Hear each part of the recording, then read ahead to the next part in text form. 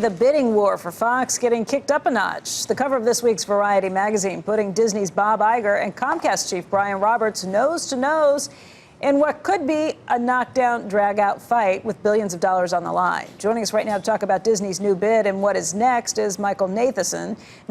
He is the founding partner and senior media analyst at MoffettNathanson. And thank you for being here. Good morning. So, Michael, we were talking about this yesterday, and at one point we were kind of saying this was kind of just the beginning. Jim Cramer points out he does not think it's just the beginning, that we are reaching closer to the end of this thing. But do you think Comcast will respond? I think Comcast will respond. I don't think they started this to have one topping bid and walk away. So I'm expecting another bid from Comcast in the next week or so. What will they have to do in your thought process? Well, this is going to be this is going to be harder because one of the things we saw yesterday, there was a rumor that Disney was close to getting approval from the DOJ within 2-3 weeks. And if that's true, then you have a certainty of closing, let's say, in the next 2 months.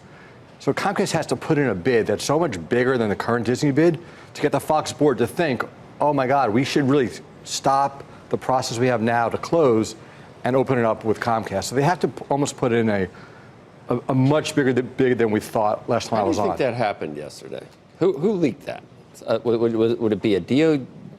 Who I would think it has to be someone on the obviously Fox Disney side. A board. Yeah, but how would they know? They knew from regulators from intimating with the DOJ that we're down the path. We just need these more. On the call yesterday with Disney said, look, we've been at this for 6 months. This has been something that on the regulatory side, we've started day one and we're close. They didn't say close, but we said we've been working this for a long time. So.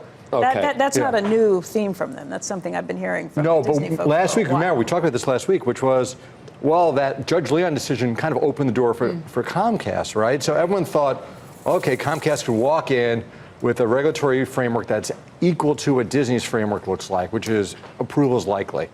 On the Disney call yesterday, Bob Iger kind of threw some cold water on that. Yeah, it's not that likely. He doesn't know. Right. Of course he's trying. In the decision, though, the judge was so specific about how awful this particular case that the government presented was in these circumstances that he explicitly said don't extrapolate from this. But that doesn't mean that you can't extrapolate from it. Just because Iger says you can't doesn't mean you can't. But the Fox board has to be considering all these issues. We're back to saying, all right, so Disney can get by with offering less because of whatever. So if Comcast came back at 40, would Fox say no? Or they'd say no, we like 38. We like 38 done better than 40. Yeah, or does it have to be 42? How high can they go without the leverage becoming a worry for their investors?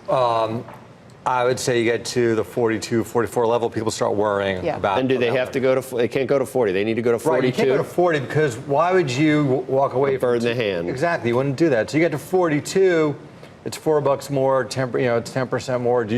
Why is one a bird in the hand and the other's not? Because if you actually think you're 2 months away from closing, right, on the Disney side, but you haven't got approval yet, and if there's any doubt on the DOJ that they will not approve it, the Fox board can say, I've got $38 locked in 2 months' time. Why do I want to open that up for another year, right?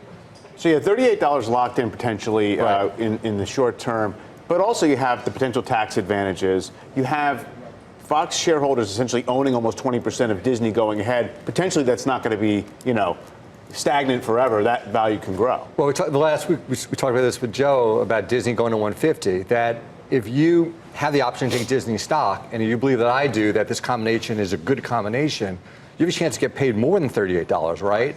And I think that's what's attractive to me, is that the vision that Disney has for the future with Fox's assets makes a ton of sense. Or they can keep making Star Wars films and go back to 80. You don't know 150. Well, I mean, nobody knows. Okay, so is it possible that in the back of Brian Roberts' mind, he'll go to 43 just to make Disney pay more? Yeah, I don't think that Brian Roberts feels the pressure from the shareholder base. No, but do you think he'd do that knowing, even if he doesn't think he's eventually going to get it, he'd do that, say, okay, fine, but you're gonna have to bump yours one more. We always wondered what his plan B was, right? You come out with a bid, you have to believe it's going to be topped, right? It's kind of obvious, even though they thought it wasn't obvious. Yeah, I would think for your Brian Roberts, you have to continue. You've got to continue this because you've already.